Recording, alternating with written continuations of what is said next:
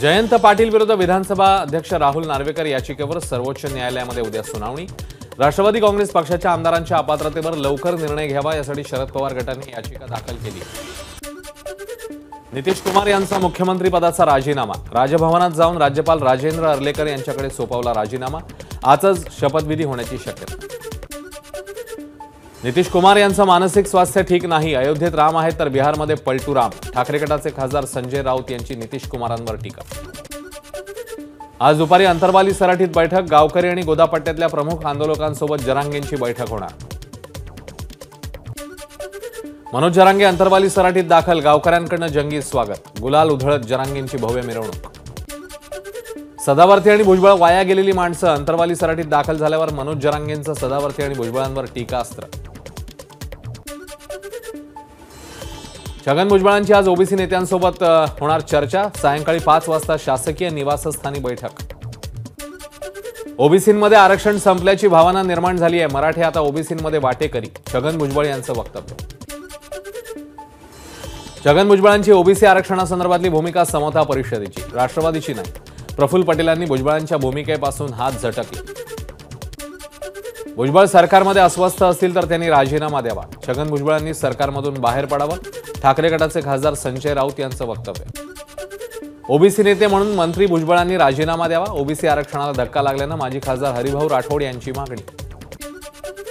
छगन भुजबळांना स्पष्ट सांगू इच्छितो की ओबीसींवर अन्याय होणार नाही। कायदेशीर अडचण दूर करून कार्यपद्धती सोपी केली। भुजबळांचंही लवकरच समाधान होईल अशी अपेक्षा। फडणवीसांचं वक्तव्य।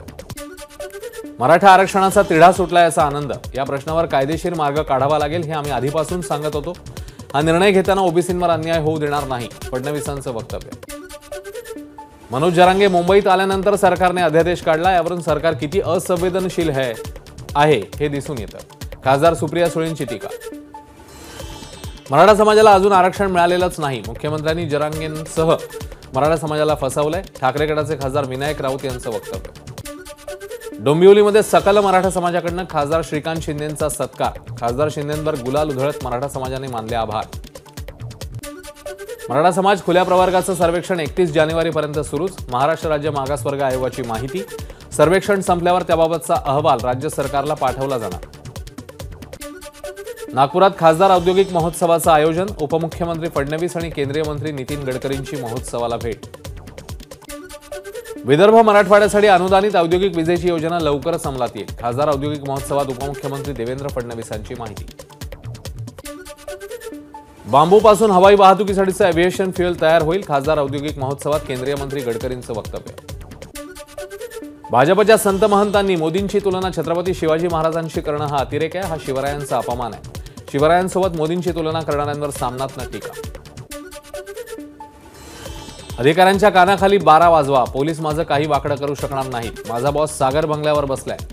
जनआक्रोश मोर्चामध्ये नितेश राणेंचं वक्तव्य।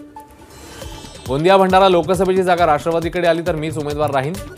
राष्ट्रवादीचे नेते प्रफुल्ल पटेलांचं वक्तव्य। या मतदारसंघात राष्ट्रवादीची ताकद सर्वात जास्त। पटेल यांची प्रतिक्रिया। उपमुख्यमंत्री अजित पवार बारामती दौऱ्यावर। पहाटे 6 वाजल्यापासून अजित पवारांकडून बारामतीतल्या विविध विकास कामांची पाहणी।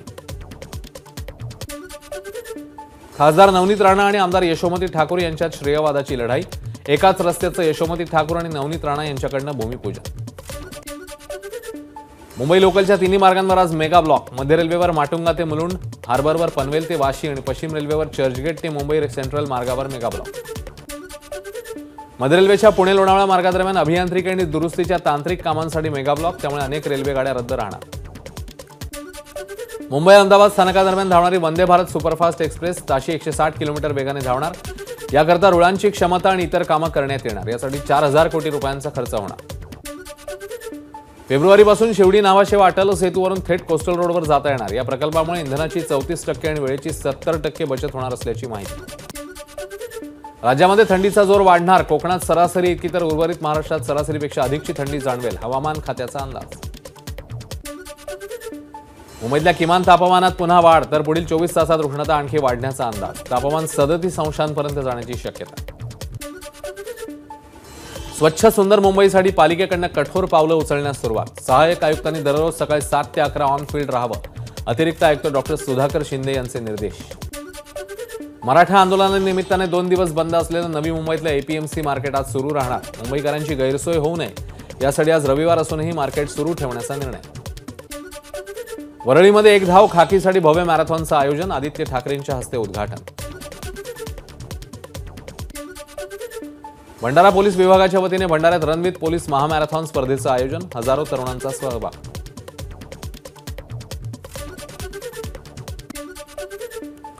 इंडियन स्टुडंट काउन्सिल तर्फे देण्यात येणारा उत्कृष्ट पत्रकारिता पुरस्कार एबीपी माझाच्या उपकार्यकारी संपादक सरिता कौशिक यांना प्रदान.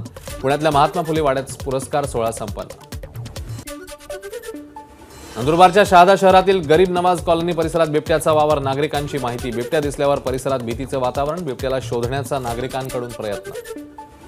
नागपूरच्या सोमठाणा गावाजवळ निरंकारी संत समागमाचं आयोजन. महाराष्ट्राच्या कानाकोपऱ्यातून 2.5 लाखाहून अधिक भाविक कार्यक्रमात सहभागी. पुण्यामध्ये दुबईहून सोन्याची तस्करी. पुणे आंतरराष्ट्रीय विमानतळावर तब्बल 6 किलोंचं 3.5 कोटींचं सोनं जप्त. सोन्याची तस्करी करणाऱ्या महिलेसह दोघांना पोलिसांकडून अटक.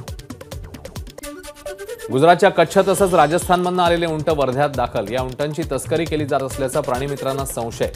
जिल्हा पशु क्रूरता निवारण समितीकडून चौकशी व्हावी. प्राणीमित्रांची मागणी. यवतमाळच्या करंजीजवळ शॉर्ट सर्किटने आग लागून ट्रक जळून खाक. सुदैवाने जीवितहानी नाही. 13 फेब्रुवारीला कोल्हापुरातून अयोध्येला जाण्यासाठी विशेष ट्रेन सोडण्यात येणार. रेल्वे प्रवासी सेनेचे कार्याध्यक्ष संदीप शिंदे यांची माहिती. तर अयोध्येतनं परतीच्या प्रवासाला 16 फेब्रुवारीला ट्रेन सुटेल. अयोध्येतील राम जन्मभूमी तीर्थक्षेत्र ट्रस्टला चांदीचा झाडू दान. गर्भगृहाच्या स्वच्छतेसाठी 2.25 किलोचा चांदीचा झाडू.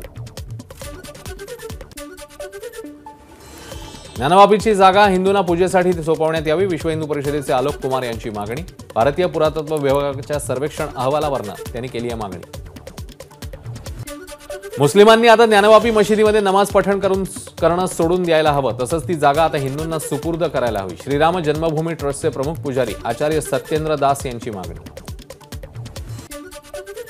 दिल्लीमधल्या कालकाजी मंदिरातील जागरण कार्यक्रमात व्यासपीठ कोसळून एकाचा मृत्यू, 17 जखमी. परवानगी नसतानाही कार्यक्रमाचं आयोजन. आयोजकांविरोधात गुन्हा दाखल. संसदेत प्रवेश करणाऱ्या प्रेक्षकांसाठी नवे नियम. आता प्रेक्षक गॅलरीमध्ये प्रवेश करताना QR कोड, स्मार्ट कोड, बायोमेट्रिकचा वापर केला जाणार. 13 डिसेंबरला संसदेत झालेल्या घुसखोरीनंतर निर्णय.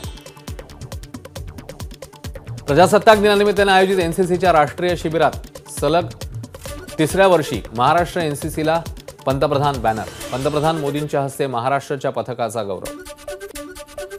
रोहन बोपन्ना एफडेनला ऑस्ट्रेलियन ओपनच्या पुरुष दुहेरीचं विजेतेपद. 43 वर्षांचा बोपन्ना ठरला सर्वात वयस्कर पुरुष ग्रँडस्लॅम विजेता. बोपन्नाचं कारकिर्दीतलं दुहेरीचं दुसरं ग्रँडस्लॅम विजेतेपद. बोपन्ना एफडेन जोडीला पुरुष दुहेरीचं विजेतेपद पटकावल्यानंतर ग्रँडस्लॅम जिंकल्याबद्दल पंतप्रधान मोदींकडून बोपन्नाचं अभिनंदन. एबीपी माझा, उघडा डोळे बघा नीट.